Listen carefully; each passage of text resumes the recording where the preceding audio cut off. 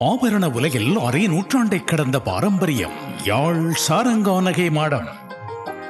மங்களம் பொங்கும் மாங்கல்யம் மற்றும் மங்கள நகைகள், வஞ்சியர் கரங்களில் கொஞ்சி விளையாடும் வளையல்கள், மோதிரங்கள், செயின் வகைகள் வேறெங்கும் காணவியலா சிங்கப்பூர் வடிவங்களில் யாழ் கஸ்தூரியார் வீதி இலக்கம் 187 கீழ் 1 சாரங்கா நகை மாடம். வெஸ்டர்ன் யூனியன், ரியா, மணிகிராம் மூலமாக வெளிநாடுகளில் இருந்து அனுப்பப்படும் பணத்தை இலகுவாக பெற்றுக்கொள்ளும் நாணய மாற்றுச் சேவையும் உண்டு.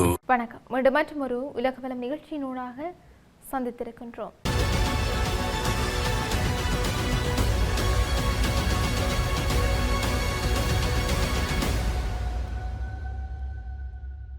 ஈரான் மீது இதுவரை இல்லாத அளவிலான மிகப்பெரிய ராணுவ தாக்குதலை நடத்துவது குறித்து அமெரிக்கா தீவிரமாக பரிசீலித்து வருவதாக அமெரிக்க ஜனாதிபதி டொனால்ட் ட்ரம்ப் தெரிவித்திருக்கின்றார். மத்திய கிழக்கில் நாளுக்கு நாள் அதிகரித்து வரும் பதற்றமான சூழ்நிலைக்கு மத்தியில் வெளியாகிருக்கின்ற அவரது இந்த கருத்து உலக அரசியல் மற்றும் பாதுகாப்பு வட்டாரங்களில் பெரும் பரபரப்பை ஏற்படுத்தியும் இருக்கின்றது.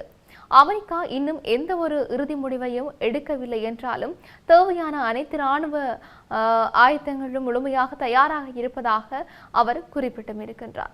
சர்வதேச ஊடகங்களிடம் கருத்து தெரிவித்த ட்ரம்ப், ஈரானின் அண்மைய நடவடிக்கைகள் மற்றும் அந்த நாட்டின் ராணுவ நகர்வுகள் குறித்து அமெரிக்க நிர்வாகம் தொடர்ந்து தீவிரமாக கண்காணித்து வருவதாக தெரிவித்தும் இருக்கின்றார். தற்போதைய சூழ்நிலையில் ஈரான் தன்னுடைய செயல்பாடுகளின் தீவிரத்தை இன்னும் முழுமையாக உணரவில்லை என்றும் அதனால் கடுமையான ராணுவ நடவடிக்கை அவசியமாகும் சூழல் உருவாகலாம் என்றும் அவர் எச்சரித்தும் இருக்கின்றார்.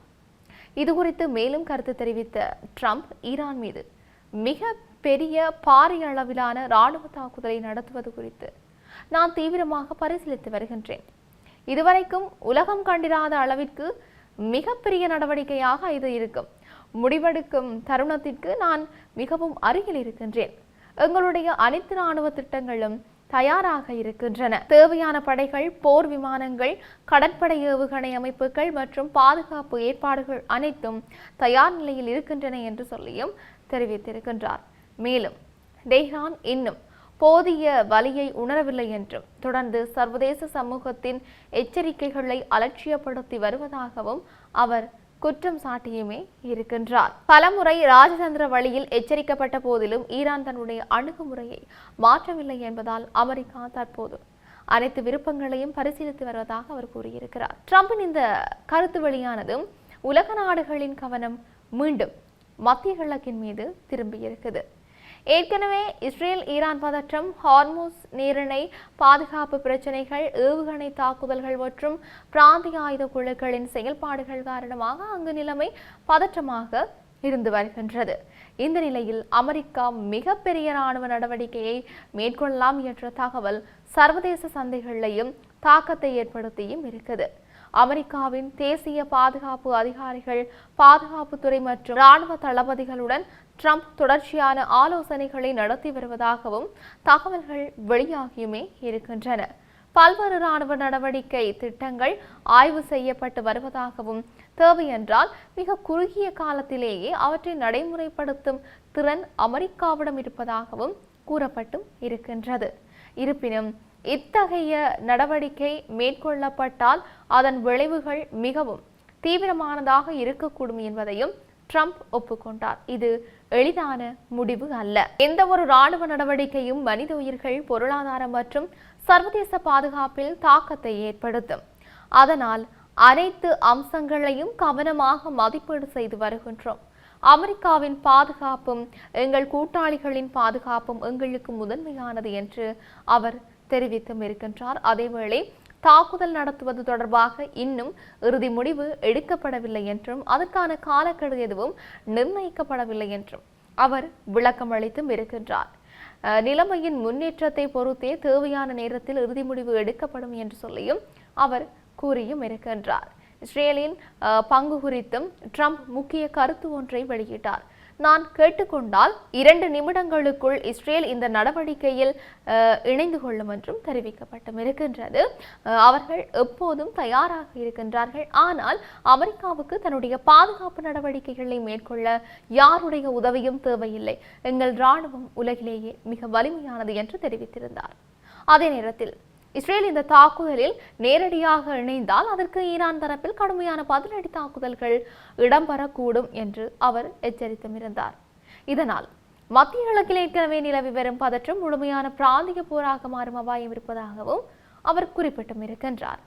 ஈரானிய அதிகாரிகள் அமெரிக்காவுடன் பேச்சுவார்த்தை நடத்த விருப்பம் தெரிவித்திருக்கிறதாகவும், ஆனால் தற்போதைய எந்த ஒரு உறுதியான ஒப்பந்தத்திற்கும் அவர்கள் தயாராக இல்லை என்றும் ட்ரம்ப் கூறியும் இருக்கின்றார். அவர்கள் பேச விரும்புவார்கள், ஆனால் முடிவெடுக்க தயங்குகின்றார்கள், நேரத்தை இழுத்தடிக்கும் முயற்சியில் ஈடுபட்டிருக்கின்றார்கள் என்றும் தெரிவித்திருக்கின்றார்.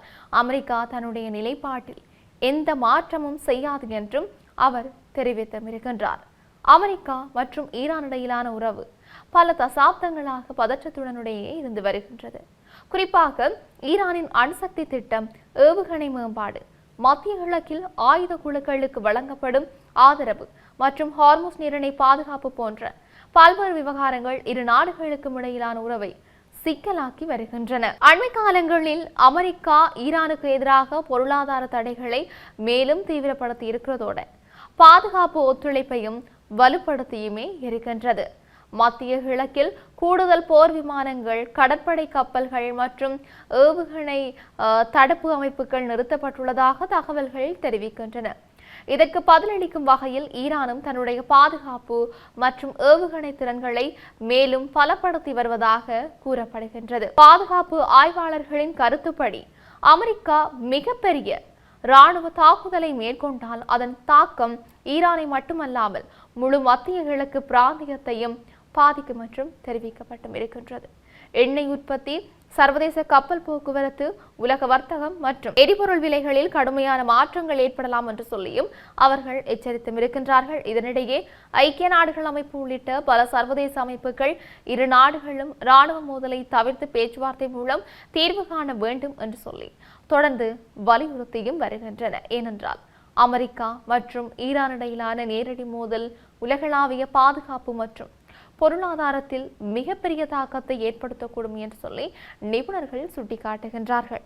அரசியல் ஆய்வாளர்களின் கருத்துப்படி ட்ரம்பின் இந்த கருத்து ஈரானுக்கு எதிரான அழுத்தத்தை அதிகரிக்கும் நோக்கத்துடனும் பேச்சுவார்த்தையில் அமெரிக்காவுக்கு சாதகமான நிலையை உருவாக்கும் முயற்சியாகவும் இருக்கலாம். அதே நேரத்தில் இது உண்மையான இராணுவ நடவடிக்கைக்கான முன்னோட்டமாக இருக்கக்கூடும் என்பதால் உலக நாடுகள் நிலைமையை மிகுந்த கவனத்துடன் கண்காணித்து வருகின்றமையும் குறிப்பிடத்தக்கது. மொத்தத்தில் ஈரான் மீது இதுவரை இல்லாத அளவிலான மிகப்பெரிய இராணுவ தாக்குதலை நடத்துவது குறித்து அமெரிக்கா தீவிரமாக ஆலோசித்து வருவதாக டொனால்ட் ட்ரம்ப் வெளியிட்டிருக்கின்ற அறிவிப்பு மத்திய கிழக்கின் பாதுகாப்பு சூழலை மேலும் பதற்றமடைய செய்திருக்கின்றது. இறுதி முடிவு இன்னும் எடுக்கப்படாத நிலையிலும் அனைத்து இராணுவ ஆயுதங்களும் தயாராக இருப்பதாக அவர் தெரிவித்திருப்பது எதிர்வரும் நாட்களில் அமெரிக்கா ஈரான் உறவில் முக்கிய திருப்பம் ஏற்படக்கூடும் என்ற எதிர்பார்ப்பை உலக நாடுகளிடையே உருவாக்கியிருக்குது. இவை இப்படி இருக்க உலகளவிய ரீதியில் இன்னும் என்னவெல்லாம் நடக்கப் போகின்றது என்று நாங்களும் பொறுத்திருந்து பார்க்கலாம். மீண்டும் மற்றும் ஒரு பதிவினூடாக சந்திக்கலாம். வணக்கம்.